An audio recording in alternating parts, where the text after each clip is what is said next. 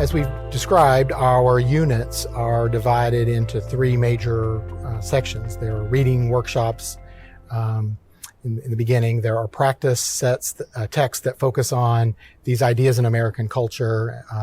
And then there are writing workshops, both writing in the mode or method development, as well as preparing and writing for the AP exam. So three major sections of each unit.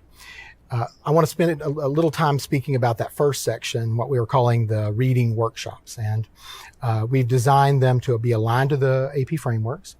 There are 4 of those at the beginning of every chapter, 1 for each of the big ideas that are identified in the AP framework. And we've provided for students a high interest, what we believe is a high interest, engaging text, whether it's somebody like Pink, or whether it's Stephen King. We've given them these texts where people are talking about important ideas in the world. But instead of talking about the idea in those reading workshops, what we're really talking about is a rhetorical choice, a rhetorical concept, right? So something about claims and evidence or line of reasoning.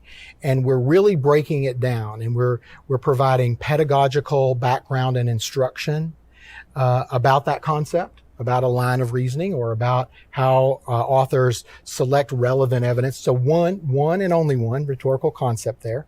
And then we are asking the student to take one of those high interest works and apply their understanding of that rhetorical principle or choice to that work, right?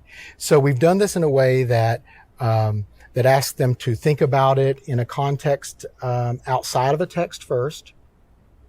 And then we've given them like a before you read activity to sort of dive into the text and think about that rhetorical choice, rhetorical concept.